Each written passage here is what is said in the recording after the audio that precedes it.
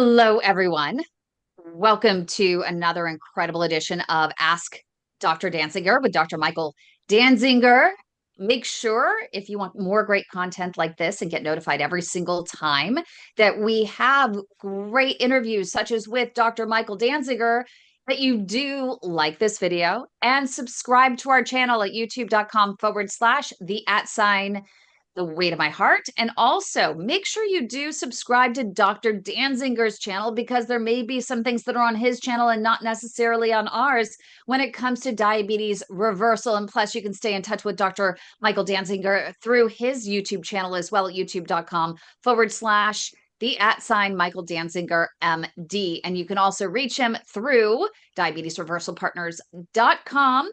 And he is licensed to help you with your diabetes reversal in Minnesota, Virginia, New York, New Hampshire, Massachusetts, and Florida. So if you have Medicare and Medicare Advantage PPO plans, you can definitely take advantage of his services that are covered by insurance to help you reduce your chance of vascular complications due to excessive blood sugar, and specifically peripheral artery disease, which can lead to amputation. You don't want that to happen. And so much of that is under your control if you can just get your diet in check and your diabetes in check. And with that, Dr. Danziger, we have so many questions that have come in about diabetes reversal.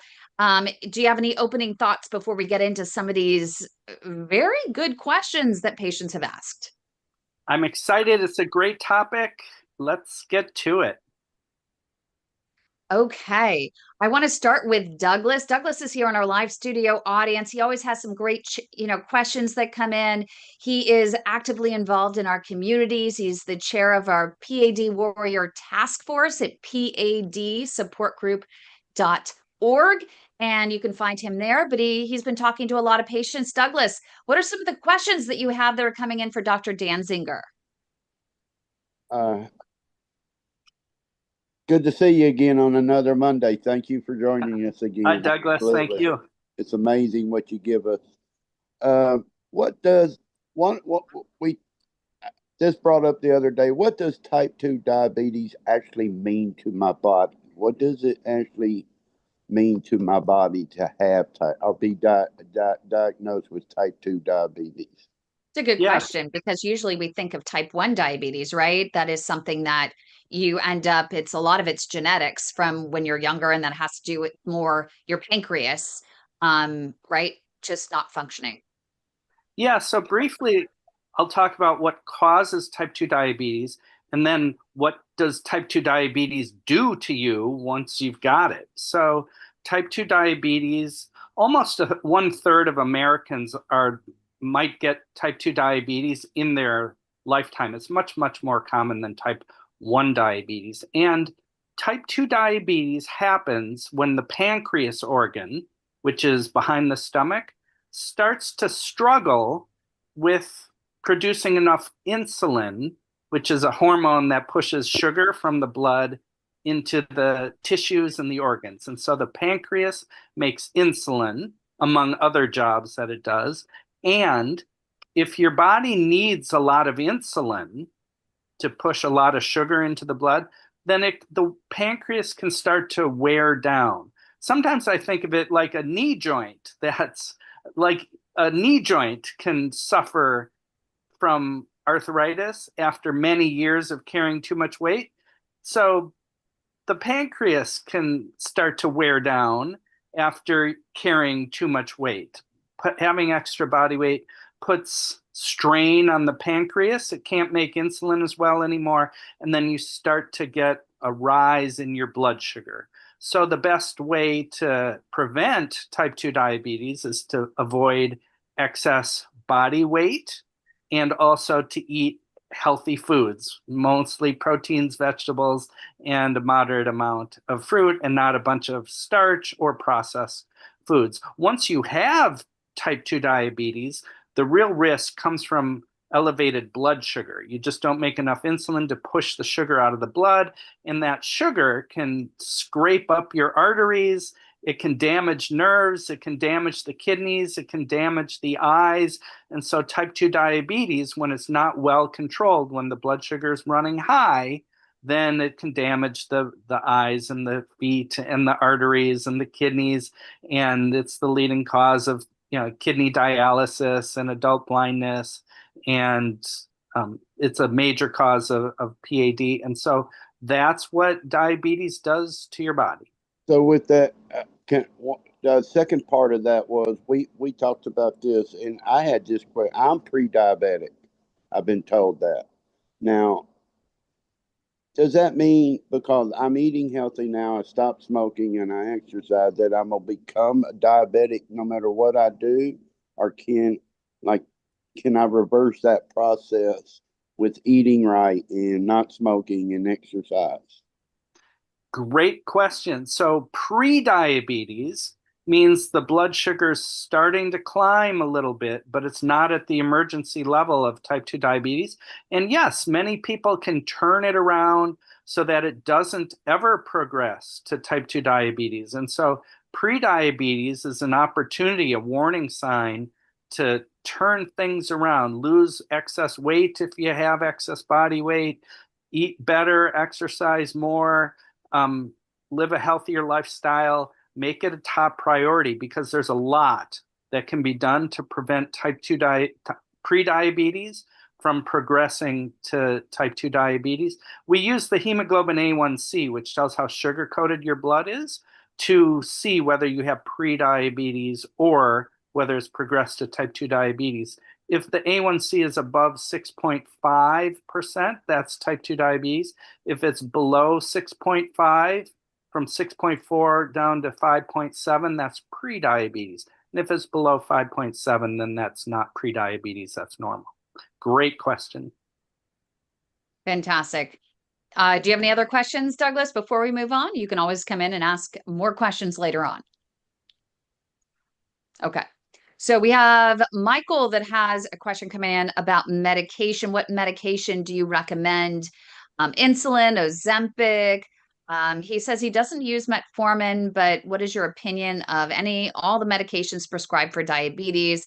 Just wants to get your opinion to see what he should be talking about with his doctor as to what medication might be right for his situation. Yeah, great question. So it's one of my favorite types of questions. What about the medicines? And so let me start by saying I believe in medicines for diabetes, but I believe more that nutrition and lifestyle is the main way to prevent and control diabetes. You use medicines, in my opinion, if you're not able to get the job done through lifestyle changes, losing weight, through the right eating and exercise and lifestyle. So I stopped prescribing medicines 25 years ago because I feel so strongly that diabetes is really mainly about using food as medicine and exercise. So having said that, if you can't get your A1C down below 6.5 or let's say 7.0, if you can't get your A1C down below 7.0 through lifestyle, I would certainly recommend medications for that. And metformin has been the frontline medication for decades, and it's still a frontline medication. And metformin's been getting a bad rap on social media, but really metformin is one of the most trusted mainstream medicines out there. But now and all drugs have side effects. And so metformin has the potential to cause some side effects, especially some gastrointestinal ones. It can lower the B12 level. And if you have kidney disease, then doctors are reluctant to use it because it can cause lactic acidosis, but that's very rare. And for the most part, metformin is still, the common first drug. But the GLP-1 drugs like Ozempic have been game changers. And for many, that's the way to start. Once the A1C is too high, many doctors now will just go straight to GLP-1 drugs. and Mounjaro or Ozempic are leaders. And I think those are great drugs. And so it's not unreasonable to start on a weekly injection of that. Again, if you can't get the A1C down below 7 with lifestyle. Yeah, it's really important with those drugs, though, that number one, it's an easing into it. And number two, that you curb your diet along with that. You eat to, just before you're full versus overindulging and eating based on craving and what you're used to. Your portion size should be reduced. I mean, your hunger should be reduced in it. So you've got to be careful of overeating, or that could cause complications. 100%. All right, what else? Okay. So we have a question coming in from Allie, who says she's at an A1C of 6. Should she be on medication or continue just losing weight and eating a healthy diet? Yeah, I'm not a big fan of medications in that case. The A1C is 6.0, so that's pretty good. I think the greatest benefit of medications is for people with an A1C around 7 or higher. So yeah, see if you can use lifestyle to keep that A1C at 6 or less. And Heidi says she has a consistent A1C that sits between 5.8 and 5.9. She's had that for years. Not quite pre-diabetes in her sense, although in the US, an A1C at that level would be, I would imagine, type 2 diabetes. She's in Canada. She said her mom goes into pre-diabetes as well all the time. What are the dangers of really being at the pre-diabetic and type 2 diabetic level, even on the lower end, long term? Yeah, so if the hemoglobin A1C is 5.9, so in the US, that's prediabetes, which starts Oh, at it's still pre. 5.7. Well, the biggest danger is that it could progress to type 2 diabetes. If you can keep your A1C at 5.8 or 5.9 lifelong, that's pretty good. So there's not a whole lot of danger of diabetes complications if you're just, A1C below 6. So the most important thing is to, keep it there and do what you can to eat right and exercise. And we don't see the nerve damage, kidney damage, eye damage, peripheral artery disease when the A1C is 5.8. Would it be better if it was 5.6? Yes, it just means more of a cushion between you and diabetes. But the that level of prediabetes is just a warning sign to do whatever it takes to avoid escalation. And you touched on the answer to Phil's question, which is what are some of the other diseases and complications that could be reversible or lessened by diabetes reversal? The biggest ones first. And we just learned, and I know you don't like the labeling of type 3 diabetes being Alzheimer's, but it is Alzheimer's is now being discovered as a complication of excess blood sugar as well. Yeah, absolutely. So all of these conditions associated with obesity and type 2 diabetes cluster together. High blood pressure raises the risk of strokes and cardiovascular, heart attacks and peripheral artery disease and kidney dialysis. All these cluster together. These are lifestyle diseases that are potentially avoidable and reversible by sticking to a healthy lifestyle. So there's dozens of diseases that are associated with these. And this next one plays into some famous research that you have done about which diet is better for diabetes reversal. We have Angelina, and she is asking more specifically. So I thought you could talk in generalities, but then go into she wants to know if keto or carnivore is better, and then which length of time is fasting best for. She is 72 years old and she has heart disease. Now, with the carnivore diet, We have another vascular surgeon who says, for some autoimmune conditions, if you can carefully use carnivore and make sure that you have specially sourced meats, grass-fed, grass-finished, wild salmon, preferably more on the fish side and wild caught fish, she says it can be okay for a short time and can help in some cases. But that, I'm just trying to play the devil's advocate here and just let people know on what another vascular surgeon who's a metabolic health specialist had said. It's fine if you disagree or wherever you want to go with that as well. I'll talk about generalities. I'll talk about my thoughts on the carnivore diet and about intermittent fasting for a 72-year-old. So for many years, for 20 years, I have been a big believer in what my own research study showed, is that there's lots of good eating strategies and there's no best one, and they all have, pros and cons, strengths and limitations. And so anyone who says that, the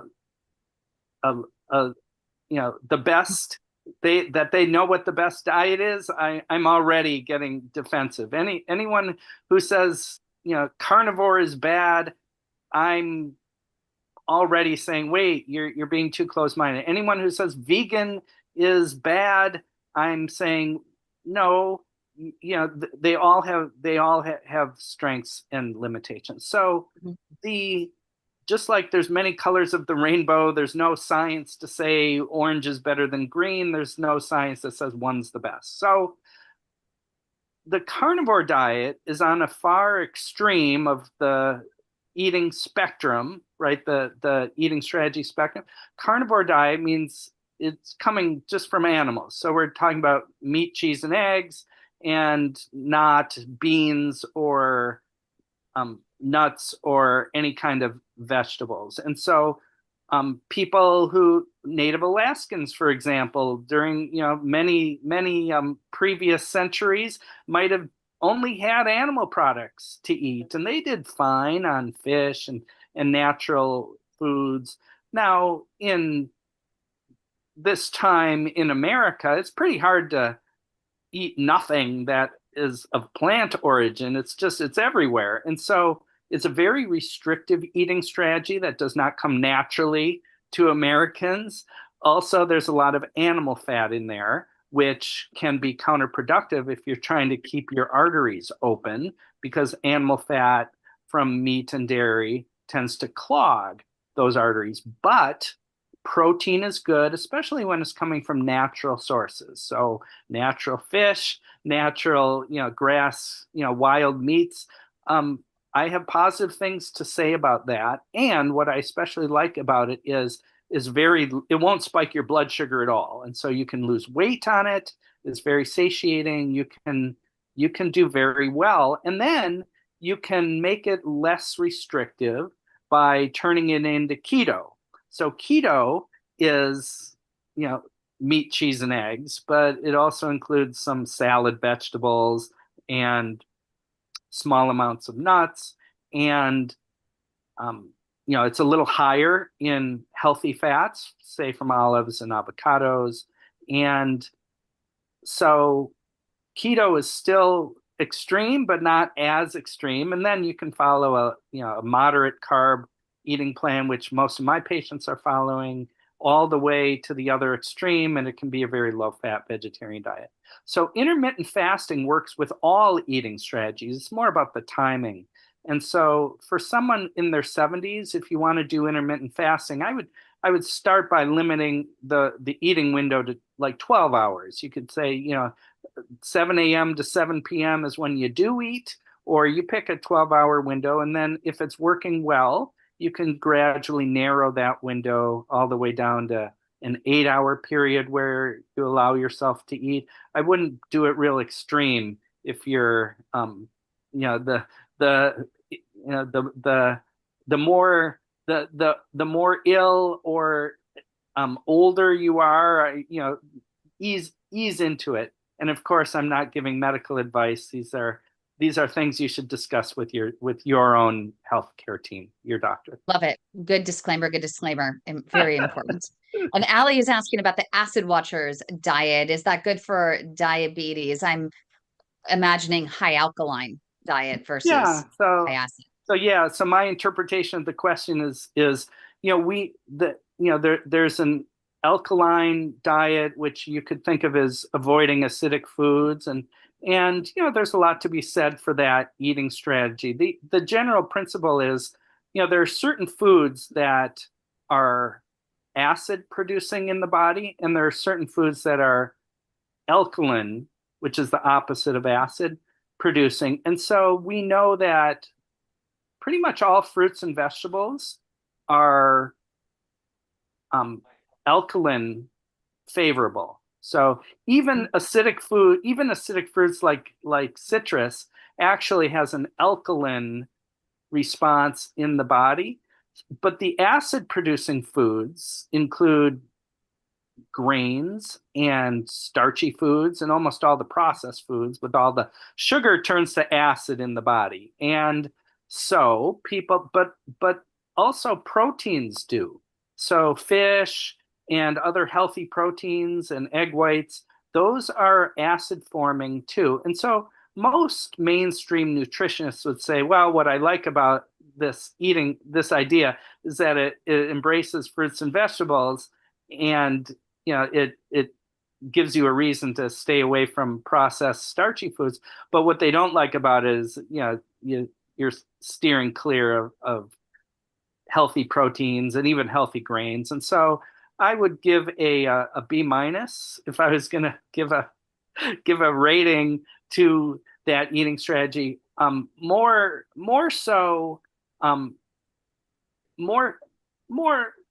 folk, for the most part, just embrace vegetables and healthy proteins and eat a little bit of fruit. And I think that's a easier and better approach than the acid avoidance. And you got a little applause from the Peanut Pomeranian Gallery in my house, so they agree with you. So we have just a few more questions here. Not sure how much, if you have a few more minutes, but we have Phil that asks a very funny question here. Many people get lured in by dodgy advertisements promising everything, the cure to diabetes. They have all kinds of things saying, everything you've heard about diabetes reversal is just absolutely wrong. Everything you hear about artery health is wrong. And oh, by the way, here's a tonic, here's a special supplement, whatever it is. How do you know that there's any truth to any of this? And he wants to know, do you have any dodgy tonics that you're trying to sell? Yeah, it's a great question. So think of it this way. If you've ever been in the dating world and you're trying to find a romantic partner, you have to kiss a few frogs before you find your prince, right? And there's a lot of frogs out there, but there's some princes too, if you get my metaphor. And so, I advertise for patients on Facebook. Most of my patients have come to me by Facebook, and so I'm a 100% legitimate MD physician who does not sell any supplements. Everything I do is evidence-based and proven through 20 years of clinical experience. And so looking at someone's, I think, credentials can go a long way. Look to see if they're selling the same things that they're recommending. So looking for conflicts of interest. So I don't sell any tonics. I haven't prescribed any medications in 25 years. So there are legitimate people out there who are looking to help people, but at the same time, I'm increasingly concerned by a lot of exaggerated claims, and it's tough out there. And here I have to compete with them to find patients. So but it's great that you're I here. share the frustrations. No, it is great. You're here and you're willing to answer questions. So if anyone finds any of these, come on a Monday and come join us and ask the question about specific products that you're seeing out there, and maybe we can walk you through some red flags. I want to we have 3 more questions, one including Nancy. She popped in there. Nancy, you had a question about stress. Yes, I was just wondering how low-level stress affects diabetes. And I'm a type 2 diabetic. I've been a type 2 diabetic for 25 years, and I've gotten my diabetes numbers down, my A1C down to 6.39, and fighting really hard to get it down further. So, Yeah. but I struggle with stress right now, and I think a lot of people are right now. Yes. So stress is not good for diabetes. It can raise the blood sugar mainly because of the hormone cortisol and other stress hormones. But, there's different types of stress, and some of them affect cortisol more than others. And so the type of stress that affects cortisol the most, I think, is what I would call hypervigilance. If have you ever walked down the street and been nervous that you just don't know if someone's going to jump out and get you? Now that's a kind of stress that I would call kind of an acute low, where you have to be on guard. The kind of stress that's the worst is where you don't know what's going to happen next. There's another type of stress where you've got a deadline coming and you have to get this done by the end of the day, or you have to, you've got an assignment and, or work, and you've got a boss breathing down your neck. That's another kind of stress. It's not as bad as the hypervigilance, but that's a kind of stress. And then there's the stress caused by watching the news. And, America's never been more polarized than it is now. And, people have opinions. And so if the news stresses out a person, I recommend don't watch so much of the news. Don't think about that kind of thing. Focus on those things that you can control versus what you Yeah. can't control. What is the news you need to survive versus just for enjoyment? And so there are also proven things that help relieve stress. And so exercise, meditation, just read a good book, listen to some good music, have meaningful, non-stressful conversations with people that you care about, yoga, sex. There's lots of good things you can do to make reduce your stress level. So use what makes sense to you. Great question. That's awesome. Okay, 2 more quick ones that had come in. Number 1, any suggestions for medication-induced diabetes? This is from Darla. She has heard beta blockers, statins. What are your thoughts? Okay, great question. So I'm going to object to the idea of medication-induced diabetes. So the main cause of type 2 diabetes is when the insulin levels in the pancreas are worn down, and medications really aren't the main driver of that. However, having said that, beta blockers can raise the blood sugar a little bit, and let's say they can raise the A1C by 0.1 or 0.2. Same with statins. They can raise the A1C by 0.1 or 0.2. They can raise your blood sugar maybe, like 5 points or something like that. So it does mean that people who have an A1C of like 6.4 are more likely to tip over to 6.5 if they're on a beta blocker or a statin. But I think, after many years of studying, there's widespread agreement that when doctors prescribe these medicines to lower blood pressure or cholesterol or to protect the heart, like beta blockers are known to do, they do it because the benefits outweigh the risks. And so I'm not a big fan of using beta blockers or statins when they aren't truly necessary, but they are proven to save lives and to reduce the risk of second heart attacks in people who've had initial heart attacks. So if you have to be on a statin or a beta blocker, be sure to understand if that's truly the case. Ask your doctor about it. But in most cases, I think it's worth the small side effect of slightly, of 3% higher blood sugar. And the final question, sugar alternatives. And I wanted to get this in because this proves people are watching your shows and paying attention. Heidi said the last time in your show, you did talk about monk fruit, erythritol. It was mentioned, but not monk fruit with allulose. And she says allulose comes from real sugar, but apparently does not spike glucose. So she's wondering if that's okay. Your question has opened my eyes, and I did not know enough about allulose, and I had it wrong. I wish, Kim, that we had talked about allulose when we were talking about artificial all the other ones.